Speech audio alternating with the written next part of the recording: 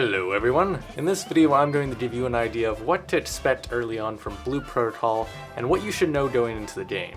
So I am fortunate enough to live in Japan, which is currently the only place you can play this game without getting banned. This game is fully released here in Japan, so let me tell you about 5 things to know about this game after having played it for 10 hours or so of the full game.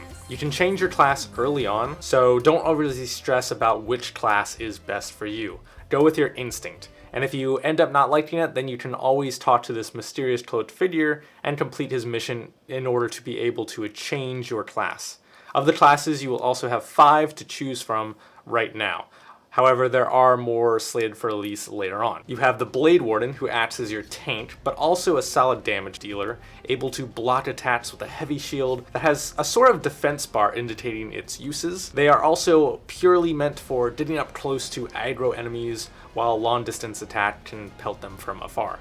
However, you also have the Foebreaker, who wields a very strange looking hammer cannon that is mostly meant for up close attacks, including some cool aerial smashing attacks, but can also fire from a distance when needed. They seem to me to be the most unique class given other MMOs, so I'm looking forward to trying them out when I get more time. They also remind me of a Barbarian from D&D, quite tanky and heavy hitting, even though there is a more visually and mechanically similar Barbarian class as well. So if you don't care so much for defenses, but still want to be up close and personal, the Twin Striker will allow this. Able to swing 2 massive axes and focus on constantly attacking the enemy and doing combos to increase damage output. They definitely fall into the role of primary DPS, even though roles aren't as important in this game, which I'll talk about in a little bit. The Teen Archer is able to shoot from afar to deal damage, although they also have some magic capabilities to heal characters as well. For the most part, they fall into the category of long-range DPS. And finally, we have the Spellweaver, who's the mage of the group that can do flashy magic to damage enemies and also heal allies. Keep in mind though that all of the classes don't necessarily fall into a specific category like traditional MMO roles, as many of the classes can also do some healing, damage, and so forth. And their skills also tend to fall into a long cooldown, so you're not able to constantly spam things like healing and so forth. But wait, there is more, as another class called the Blitz Lancer, which is a melee class with some distance to its attacks that are electrically infused, has been announced to be coming out in the future. It can also perform some very flashy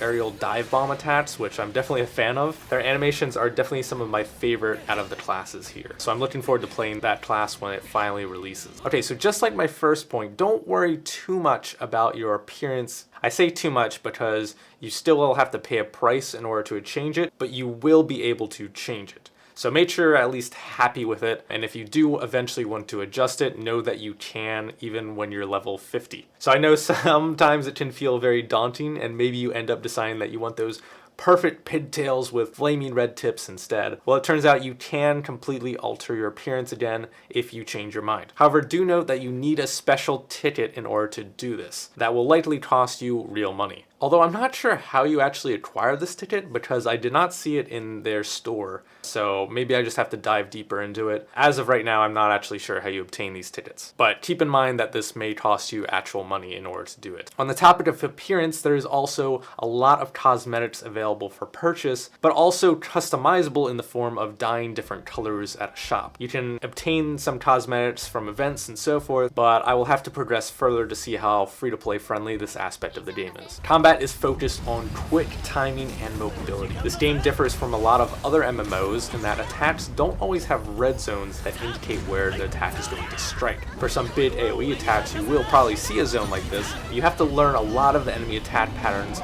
almost like a Souls game where you can learn to dodge out of the way just in time.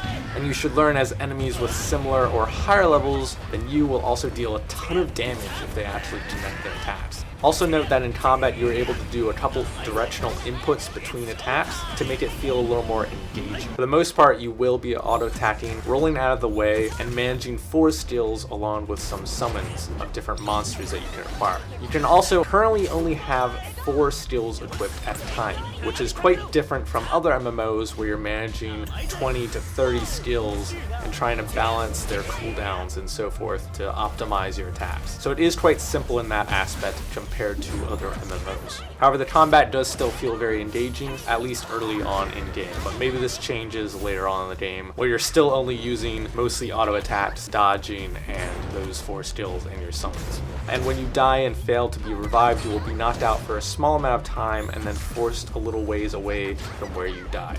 But rushing back over to the battle isn't a slog like some MMOs. The story is serviceable and feels like a typical anime game plot. You are someone who has amnesia and doesn't know much about their origin, so you meet up with some interesting cast members and try to discover the truth while solving other problems happening in the world that are connected to your past. The main theme here is the idea of space-time distortion, with the growth of technological advancement, and you end up fighting monsters that are affected by these distortions as well. I think the cutscenes are very beautifully animated, and I'm looking forward to the larger, more serious encounters in the future to see how they are rendered.